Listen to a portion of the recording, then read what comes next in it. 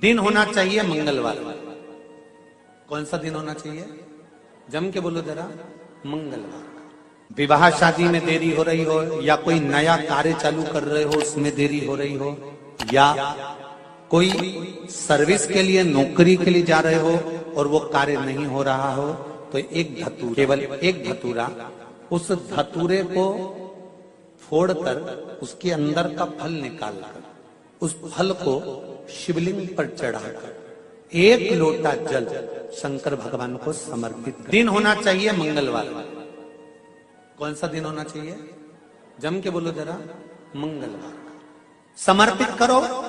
उसके बाद में आप विवाह के लिए अगर समर्पित करे हैं तो विवाह में देरी नहीं होगी। व्यवसाय और व्यापार के लिए या नौकरी के लिए समर्पित करे हैं तो उसमें देरी नहीं। तुम जिस दिए में भगवान की आरती उतारते हो, जिस दिए से तुम भगवान की पूजन करते हो, उस दिए की बत्ती को नीचे डाल दीजिए और उस दिए को पानी की बाल्टी में धो दीजिए। कौन सी बाल्टी में? जिस बाल्टी के पानी से आप बच्चे को स्नान करा सकते। केवल भगवान पर से ले जाकर, पास में से ले जाकर उस बाल्टी में थोड़ी देर डाल दो और उस बाल्टी के पानी से उस बच्चे को स्नान करा दीजिए। 15 से 20 मिनट, आधा घंटा लगेगा, बच्चे का बुखार पूरा उतर जाएगा। इतना विधान है दीप का। जब आप पशुपति व्रत कर रहे हो या कोई नियम धारण कर रहे हो या कोई आपने नियम उठा रखा है और वो कार्य आपका हो ही नहीं रहा, आपने 2 बार पशुपति व्रत कर लिए, आपने ये कर लिया, आपने प्रदोष कर लिया, आपने सोमवार कर लिया, आपने सारे अनुष्ठान कर लिए, बहुत सारे उपाय भी करे तो भी नहीं हो रहा है, तो इस बीच वाली पत्ती पर शहद लगाकर बाबा का जो शिवलिंग है उस शिवलिंग को इसको छुआ दीजिए या उससे चिपका दीजिए और उस पर अपनी हथेली रखकर कामना कर कर वापिस घर को आ जाइए।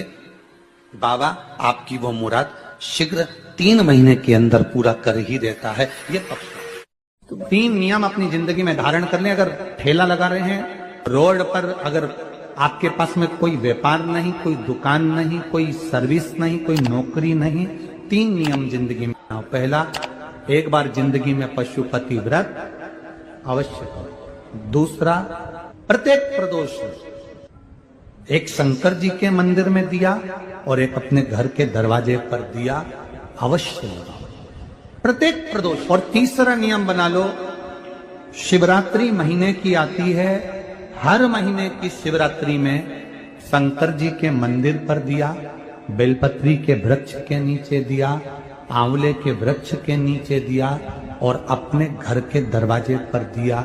ये 4 स्थान पर दिया। प्रत्येक महीने की शिवरात्रि पर लगाना प्रारंभ करो। 4-5 शिवरात्रि निकलेगी, बाबा इशारा कर देगा और तेरी नैया पार। शिवलिंग है, जलाधारी है, पार्वती जी की मूर्त है, गणेश जी की भी मूर्ति है, कार्तिकेय जी की भी मूर्ति है, नंदी की भी मूर्ति है। तो किसी ने कहा कि गुरुजी हम जब शंकर जी को जल चढ़ाते हैं तो पार्वती जी को, गणेश जी को, कार्तिकेय जी को, नंदी को, सबको जल चढ़ाना चाहिए।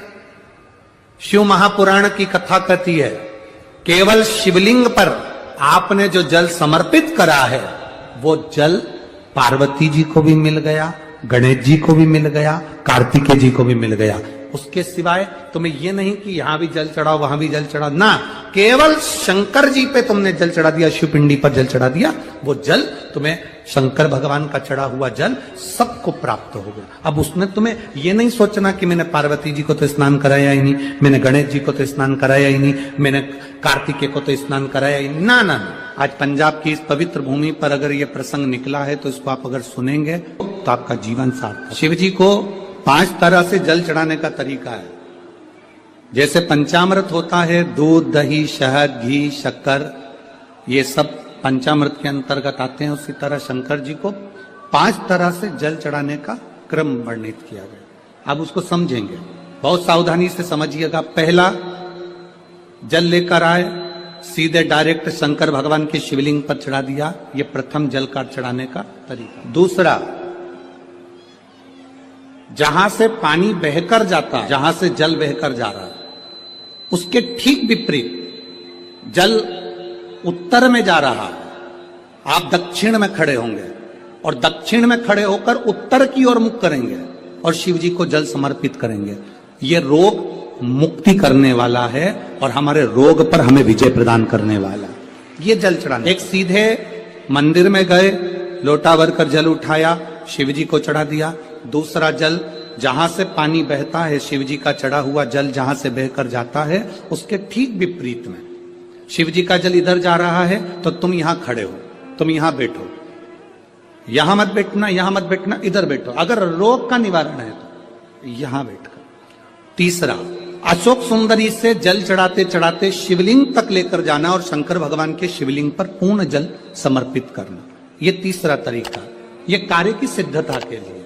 हम जब किसी से आस न लगाकर परमात्मा से विनती करते हैं तो वो विनती करने का तरीका। तीसरा। चौथा, शिवजी पे चढ़ा हुआ जल 5 जगह पर समर्पित करना। गणेश जी, कार्तिकेय, अशोक सुंदरी, शिवलिंग और जलाधारी, ये चौथा क्रम है। और 5वां जल समर्पित करना, पांचवें नंबर। शिवजी को 5वें नंबर का जो जल आता है, जो जलाधारी है, ऊपर जिसमें पानी भरा रहता है और नीचे एक एक बूंद टपकता रहता है, जलाधारी में जल समर्पित कर कर उसी जल को बचाकर अशोक सुंदरी वाली जगह पर थोड़ा सा चढ़ाकर उसी में से जल शिवलिंग पर जब हम समर्पित करते हैं तो हम जिस कार्य के लिए जा रहे हैं वो कार्य सफल हो। धतूरे का जो पुष्प है उसको 2 जगह पर समर्पित किया जाता है। अशोक सुंदरी के स्थान पर जो खिला हुआ भाग है उसको इस तरह से रखते हैं कि शिवलिंग की ओर उसका खिला भाग जाए, और डंडी का भाग इधर गणेश जी, कार्तिकेय जी और 33 कोटि जो देवी देवता हैं उस ओर उसका भाग जाए। एक। दूसरा, शिवलिंग पर जब हम धतूरे का पुष्प समर्पित करते हैं तो उस फूल का खिला हुआ जो भाग होता है उसका मुख हमारी ओर होना चाहिए। बहुत अंतर है महाराज। कनेर का पुष्प इससे विपरीत में चलता है। कनेर का जो पुष्प होता है उसकी डंडी का मुख हम अपनी ओर रख लेते हैं और खिला हुआ भाग महादेव की ओर कर देते हैं। जिसका व्यापार ना चले, व्यवसाय ना चल रहा हो, बहुत ज्यादा कष्ट में जीवन निकल रहा हो और बहुत ही ज्यादा तकलीफ हो रही हो, तो धतूरे को हल्दी में डुबोकर शंकर भगवान को 12 बजे समर्पित करें। उस धतूरे को वापस उठा लाएं 5-10 मिनट के बाद, श्री शिवाय नमस्तुभ्यम बोलकर लाल कपड़े में उसको बांधकर व्यापार वाली जगह में कहीं पर भी उसको बांध दिया जाए। व्यापार पीछे नहीं हटता, व्यापार अग्रण्य भाव में बढ़ता चले जाता है। महाराज, हल्दी में डुबोना पड़ता है। जलाधारी, अशोक सुंदरी वाला स्थान, ये जो जलाधारी, बेटियों के स्थान से जलाधारी तक जो कनेर के माला बनाकर स्पर्श कर कर लगा देता है, शिवरात्रि के दिन प्रदोष काल के समय पर उस पति पत्नी में कितना भी झगड़ा हो रहा हो, आपस में प्रेम बनना प्रारंभ हो जाता है। अदालत का केस धीरे धीरे समाप्त हो। ये भी अलग अलग होते हैं। पहला दिया होता है पणाती दिया। मैं चैनल वालों से कहूंगा, अगर आपके पास में अगर, क्योंकि हमने पहले भी कथा में कहा कि जिस जिस जगह का स्मरण कराएं उस जगह का फोटो भी आप दिखाएंगे तो उसका आनंद कथा सुनने वालों को, ऑनलाइन वालों को मिलेगा। पहला होता है पणती दिया। ये पणती दिया मट्टी का दीप, जिस दीप के अग्रभाग को थोड़ा सा बड़ा कर दिया जाता है, उसको पणती दिया कहते हैं। ये पणती दिया जब भी भगवान के सामने लगाया जाता है तो इस दिए को सम्मुख में जब रखा जाता है तो दिए का जो लो की मुख होता है वो अपनी ओर होना चाहिए। दिए की जो लो है, बाती है, उसका मुख अपनी। विष्णु पुराण कहती है अगर इस दिए की बाती भगवान की ओर रहती है तो हमें तपन की अनुभूति होती है, पर इस दिए की बाती जब हमारी ओर होती है तो हमारे शरीर में कोई बड़ी बीमारी आने वाली होती है तो वो कट जाती है हमारा। विष्णु पुराण में दूसरा दीप कहा गया है निरंजन दीप। विष्णु पुराण में दूसरे दीप का वर्णन निरंजन। जिस निरंजन दीप में महाराज आपने देखा होगा डमरू जैसी आकृति होती है। अगर चैनल पे कथा देख रहे होगे तो इनके पास में अगर होगा तो अवश्य दिखाएंगे। निरंजन, इस निरंजन दीप में डमरू की आकृति होती है, रखने का भाग और ऊपर का भाग इस तरह से, और ऊपर उसमें दिए लगाए के लिए बाती का स्थान रहता है। किसी किसी में 5 कंगूरे होते हैं, किसी किसी में 6 कंगूरे होते हैं। इसको निरंजन दीप कहते हैं। महाराज, विष्णु पुराण के 5वें अंश में लिखा गया, निरंजन दीप भगवान के सम्मुख में राइट भाग में लगाया जाता है। भगवान का जो स्थान होता है, भगवान का जो मंदिर होता है, तो भगवान का राइट, आपका होगा लेफ्ट, क्योंकि आप भगवान के सामने बैठोगे तो भगवान का राइट, आपका लेफ्ट। तो आप जब लगाएंगे तो आप लेफ्ट में लगाएंगे, आपका लेफ्ट होगा और भगवान का वो भाग राइट कहलाएगा। तो भगवान के सीधे हाथ की ओर लगता है। माना निरंजन, निरंजन दीप कभी भी तेल का नहीं लगता। माना निरंजन दीप कभी भी तेल का नहीं लगेगा। हाँ, ये हो सकता है कि बटी निरंजन जो दीप होता है उसमें तेल डाल सकते हैं। बटी निरंजन दीप जो होता है उसमें कंगूरे नहीं होते। बटी निरंजन दीप केवल गोल होगा, ऊपर से डमरू जैसी आकृति होगी, डमरू जैसा होता है, ऊपर से उसमें कहीं कंगूरे नहीं होते। महाराज, अगर आप चैनल पे देख रहे होंगे तो बटी निरंजन दीप का भी वर्णन आपको दिखाया जा रहा होगा। बटी निरंजन जो दीप होता है वो केवल डमरू की आकृति में होता है, उसमें कोई कंगूरे नहीं होते। पर निरंजन जो दीप होता है उसमें कंगूरे होते हैं। तो जो निरंजन दीप होता है उसमें कभी तेल नहीं डाला जाता। निरंजन दीप को हमेशा घृत से ही लगाया जाता है। पर बटी निरंजन जो दीप होता है उसमें आप तेल डाल सकते हैं। बटी निरंजन दीप जो लगाएंगे वो तेल का लगा सकते, पर निरंजन में कभी तेल नहीं डाला जाता। क्यों नहीं डालते? विष्णु पुराण कहती है, निरंजन दीप के अंदर अगर तेल की बाती लगाकर लगाया जाता है तो 1 रुपया कमाते हैं, 1.25 रुपये खर्च होगा। घर में 10 लोग भी कमा कर लाएंगे तो पैसा नहीं दिखेगा, घर में रुपया टिकता नहीं है। अर्थात निरंजन दीप में आप तेल की बाती लगा रहे हो, ये सिद्ध हो चुका है। और महाराज, बटी निरंजन जो दीप होता है उसके अंदर आप तेल डालकर जला सकते हो। बटी निरंजन जो दीप होता है ये आप किसी भी स्थान पर लगाओगे, सबसे पहले पितृ इससे भाग ग्रहण करते हैं, देवता को देते हैं, देवता उससे भाग ग्रहण कर कर कुबेर को प्रदान करते हैं, कुबेर उससे भाग लेकर शिव को प्रदान करता है। भगवान शंकर बटु भैरव को कहकर घर का उद्धार करते हैं, इसीलिए उसको कहते बटी निरंजन। इसमें कंगूरे नहीं होते। वहां बटी एक कुबेर निरंजन भी होता है, दिए में स्टैंड होता है, पकड़ने की जगह होती है, आगे उसमें चोंच लगी रहती है, उसको कुबेर निरंजन दीप कहते हैं। कुबेर निरंजन दीप महाराज जब भी जलाया जाता है, इस तरह का दिया अगर किसी के घर में हो कुबेर निरंजन, जिसमें स्टैंड होता है, ऊपर होता है, थोड़ा लंबा होता है, आगे लंबाई निकली रहती है। कुबेर निरंजन टीवी पर आप दर्शन कर रहे होंगे तो कुबेर निरंजन जो दीप होता है उसमें आगे भाग लंबा रहता है और पकड़ने का स्थान होता है। तो कुबेर निरंजन दीप घी का लगाओ चाहे तेल का लगाओ। आज एक बड़ा सुंदर एक प्रश्न एक फिरोजाबाद के एक सोनू अग्रवाल ने एक प्रश्न किया है। सोनू गर्ग ने एक प्रश्न किया, हम अग्रवाल कह रहे गर्ग। सीओर में व्हाट्सएप पर उसका मैसेज गया और उसने एक प्रश्न किया कि गुरुजी से कहो कि हमको ये बताएं कि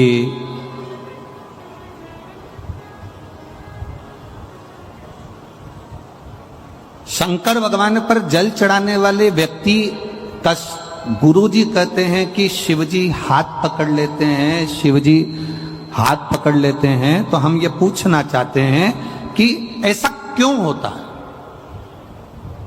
फिर तो सभी देवताओं के साथ ये होना चाहिए। सोनू गर्ग जी, आपने जो प्रश्न किया है उसके अनुसार जब ब्राह्मण देवता संकल्प छुड़वाते हैं, संकल्प छुड़वाते समय ब्राह्मण देवता हाथ में जल देते हैं और उस जल को देने के बाद जो संकल्प छोड़ा जाता है वो संकल्प का मतलब होता है कि हमने इसको दे दिया, कन्या का दान कर दिया, अन्न का दान कर दिया, वस्त्र का दान कर दिया, मुद्रा का दान कर दिया, मतलब अब ये इसका हो गया। जब हम देवादिदेव महादेव को जल समर्पित करते हैं, शंकर भगवान को जब हम जल चढ़ाते हैं, अपने हाथ में जब जल का पात्र होता है और शिवजी पर जल छोड़ते हैं, उस समय पर जैसे एक पिता बेटी का जब हाथ देता है, कन्यादान करता है, तो लड़के के हाथ में हाथ देने के बाद में वो जल छोड़ता है। बोलो इधर छोड़ते कि नहीं छोड़ते? अरे बोलो तो जम के। कन्यादान के समय पर वो हाथ लेवा करा कर जल छोड़ते ना। तो जैसे एक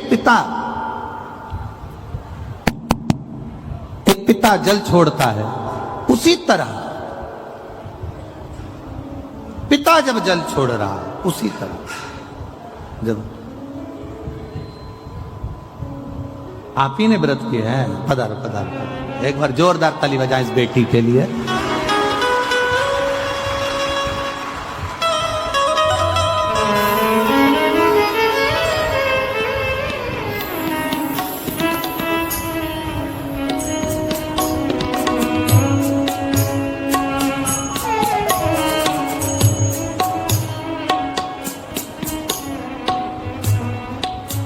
सखी रे डमरू वाले से हमारी लड़ गई अखियाँ। सखी डमरू वाले से हमारी लड़ गई अखियाँ। बचाई थी बहुत लेकिन निगोरी लड़ गई अखियाँ। बचाई थी बहुत लेकिन हमारी।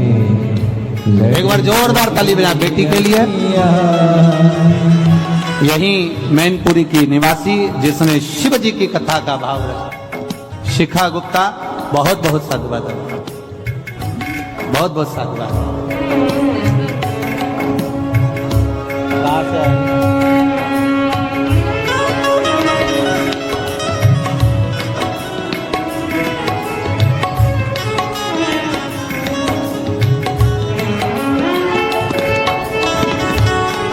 आवड़ लाए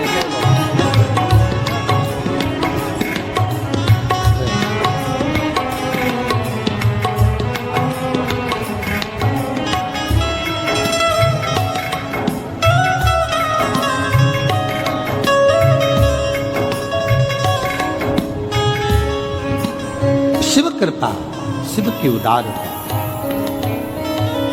अपने इष्ट को याद करो।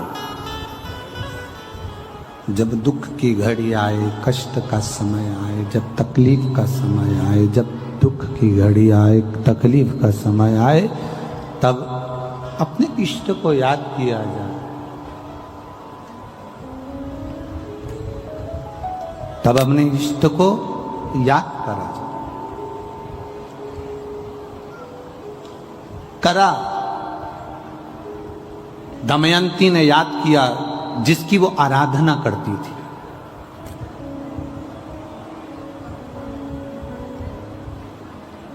जिसकी वो अर्चना करती है।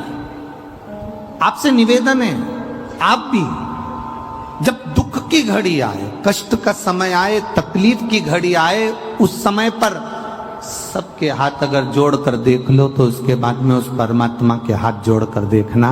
दुनिया के किसी के हाथ जोड़ने की जरूरत नहीं पड़ेगी अगर उसके हाथ जोड़ दिए।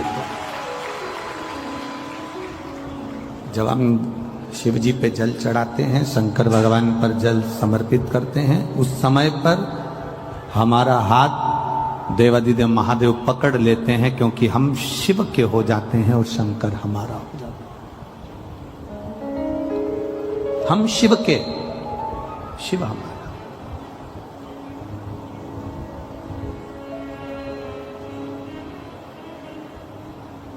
पर हमारी आदत ऐसी है कि हम जब समय अनुकूल नहीं होता, हम दुनिया के हाथ जोड़ना जानते हैं पर भगवान के हाथ जोड़ना नहीं जानते।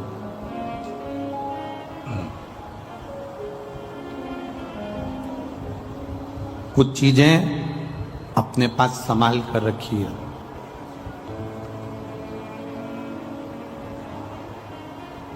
चाबी अगर यहां छोड़कर चले जाओगे ना तो घर का ताला नहीं खोल पाओगे।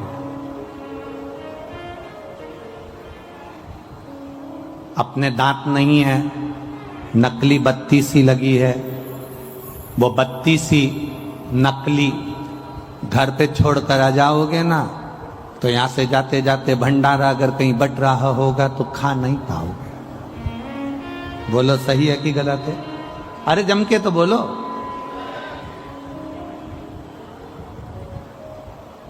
चश्मा अगर कहीं छोड़ दिया तो पढ़ते समय चश्मे की याद आएगी, चश्मा कहाँ है, चश्मा है कहाँ। पढ़ते समय चश्मे का स्मरण होगा कि चश्मा है कहाँ। बहुत ध्यान दीजिएगा। चश्मा खो गया, पढ़ते समय याद आएगी, बत्ती सी खो गई, खाते समय याद आएगी, चाबी खो गई, ताला खोलते समय याद आएगी। वो उसी तरह खाते समय बत्ती सी की याद आती है, पढ़ते समय चश्मे की याद आती है, घर जाते समय चाबी की याद आती है, और मरते समय परमात्मा की याद आती है। ये अंत समय में स्मरण, वैसे नहीं आएगी, पर बाद में परिवार वाले भी कह देते हैं, कुटुंब के लोग, रिश्तेदार, नातेदार, परिवार के लोग कह देते हैं कि अब अंत समय चल रहा है, भगवान का भजन करो, अंत समय चल रहा है, भगवान का स्मरण करो, अंत समय चल रहा है, भगवत नाम जप लो। परिवार के लोग फिर कहते हैं, दमयंती से कहा, जब विघ्न में पड़ गई, तुझे समझ में नहीं आ रहा है कि ये 5-5 नल यहां पर हैं, तुझे समझ में नहीं आ रहा कि 5-5 राजा नल यहां पर बैठे हुए हैं, तेरे को समझ में नहीं आ रहा, तब उस परमात्मा को याद करना। जब मार्ग से भटक जा, कोई राह ना सूझे, उस समय पर गुरु के वचन, माता पिता के वचन, घर के बड़े के वचन अपनी बुद्धि में होना चाहिए, अपने चित्त में होना चाहिए, और वो वचन हमारी जिंदगी की सार्थकता को सिद्ध कर देते हैं। वो वचन हमारे जीवन की सार्थकता को सिद्ध करने वाले होते हैं। दमयंती ने शिव जी का स्मरण करा, बाबा देवादिदेव महादेव से विनती करी, निवेदन करा, भगवान शंकर से प्रार्थना करी, भगवान देवादिदेव महादेव से विनय करा, निवेदन करा, हे शंभु, हे शंकर, हे त्रिकालदर्शी, हे कैलाशी, हे अविनाशी, हे देवादिदेव महादेव, आप मुझे स्वीकार करिए, ये बता दीजिए कि इसमें असली नल कौन सा है जिसका मैंने मनन चिंतन करा, अब रहा आप दे दीजिए। शंकर भगवान ने उसी समय पर ऐसी बुद्धि, ऐसा चित्त दमयंती का बना दिया कि उसने माला असली नल के गले में धारण करा दी। ये उसको चित्त, ये बुद्धि वही देता है।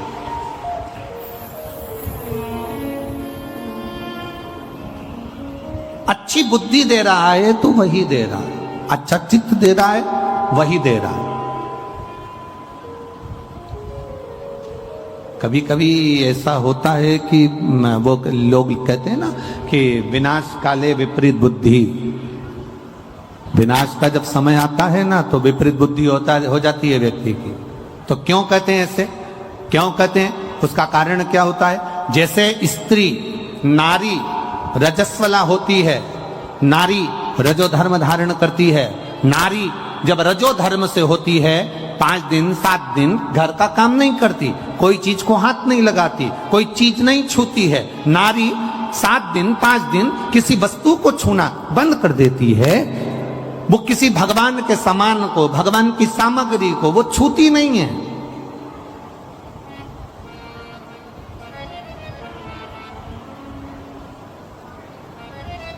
जैसे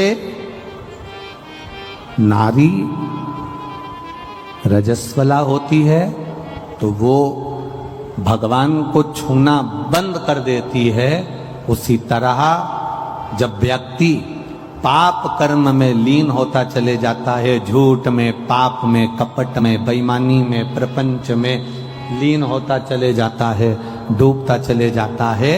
तो जैसे नारी रजस्वला के समय पर भगवान को नहीं छूती है, पाप में जब व्यक्ति डूबने लगता है, गलत काम करने लगता है, झूठ प्रपंच की जिंदगी जीने लगता है, तो मेरा परमात्मा भी उसको छूना बंद कर देता है और उसके कार्य करना बंद कर देता। फिर क्या करता है परमात्मा? परमात्मा करता क्या है?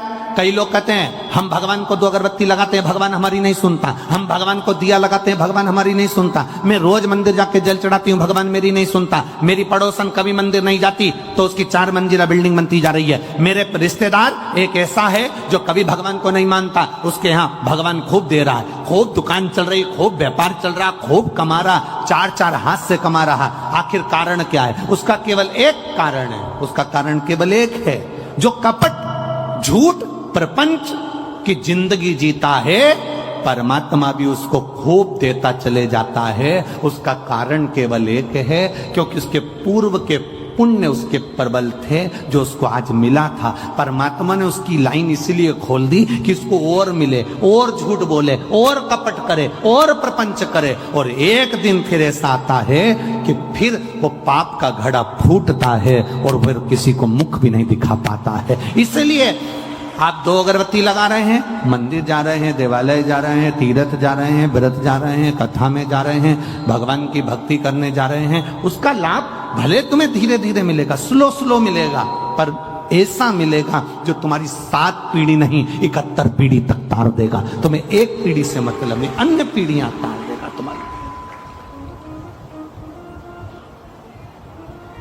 तुम्हारे जीवन का वो प्रदान कर देगा, तुम्हारे जीवन का वो आनंद प्रदान कर देगा, तुम्हारे जीवन का वो रस तत्व प्रदान कर देगा।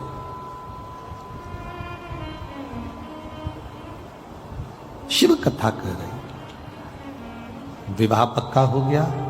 दमयंती राजा नल का, दमयंती और राजा नल का विवाह हो गया। महाराज आवाज बढ़ाओ, रिडन की।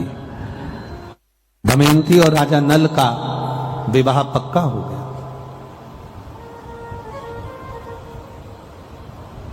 अब जब विवाह पक्का हो गया,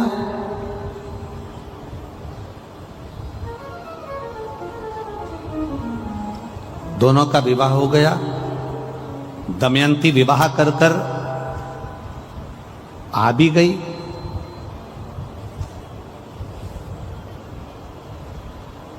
राजा नल का एक भाई था जिसका नाम था पुष्कर।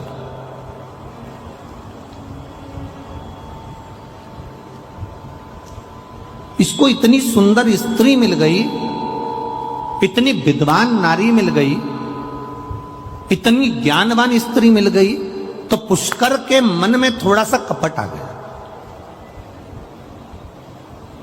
आप रोज रोज भगवान के मंदिर जाइए, आप रोज रोज शिव जी के मंदिर जाओ, रोज जल चढ़ाओ, रोज भगवान की कथा में जाओ, रोज कुर्सी पर आगे बैठ जाओ, पंडाल में आगे बैठ जाओ, आगे बढ़ बढ़ कर काम करो, आगे बढ़ बढ़ कर तुम कोई बड़े से बड़ा आयोजन करवाते रहो। जितने लोग तुम्हारे चाहने वाले होंगे वो भी धीरे धीरे उनके भीतर भी ईर्ष्या जागृत होने लगेगी। बताओ, आगे जाके बैठ जाती है, बताओ इसने ना जाने ऐसा क्या है, आगे जाके बैठ जाती है। जब देखो जब हर कथा में, हर कार्यक्रम में, कोई भी कार्यक्रम हो, इसको आगे सीट मिल जाती है। ईर्ष्या, भीतर से ईर्ष्या जागृत होती चली जाती।